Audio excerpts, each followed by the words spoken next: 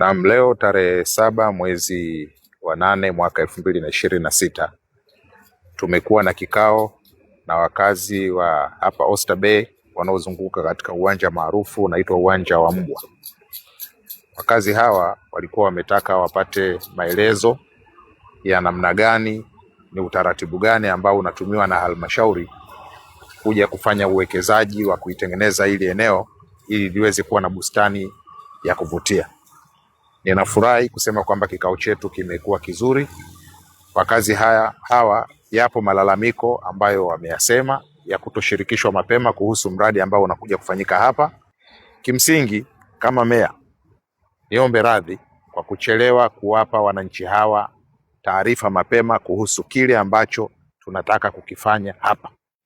Na baada ya kuomba radhi hiyo kwao, wananchi hawa ikiwemo wengine ni viongozi wastaafu ambao wamelitumikia taifa hili wamenielewa. Yapo maoni ambayo na wenyewe wameyatoa ya namna gani tuweze kuliboresha eneo hili. Kama kiongozi wa wananchi nimepokea maoni yao, ninakwenda nayo pale halmashauri, nitakaa pamoja na wenzangu tuone ni namna gani maoni walioyatoa tunayaingiza katika mpango wa maendelezo ama maboresho ya eneo hili. Wananchi hawa kimsingi hawapingi kile ambacho serikali inataka kufanya.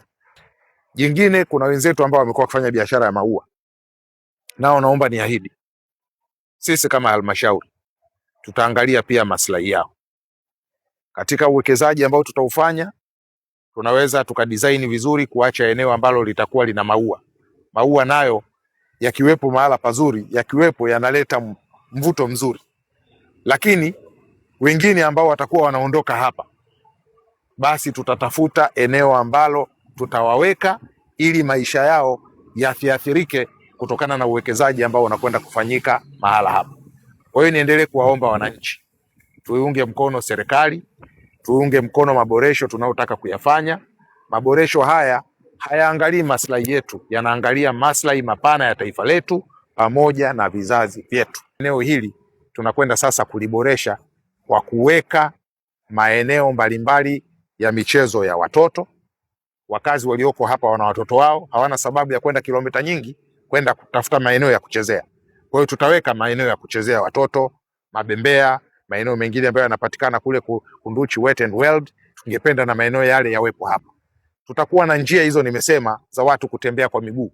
Halmashauri ya Manispaa ya Kinondoni kuhakikisha kwamba eneo hili linaboreshwa na linakuwa lenye hadhi inayolingana na Oysterbay. Asanteni sana.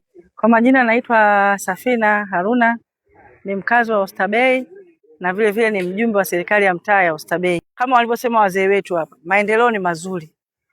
Lakini je, maendeleo yanakujaje? Lakini kwa maendeleo mazuri aliyosema mheshimiwa meya ya kuboresha, kulifanya ile eneo liwe zuri. Na uzuri wenyewe, kuna kauli moja naomba kuichukua aliyesema mheshimiwa meya kwamba hata wafanyabiashara baadhi yao watabakiziwa sehemu hapa ya kufanya biashara zao. Kamati ya mazingira na wajumbe wa serikali ya mtaa akiwepo dokta wetu mzee Mtumbukwa, sisi tunalipokea kwa mikono miwili kwa sababu litatusaidia kuweka mazingira safi Oysterbay.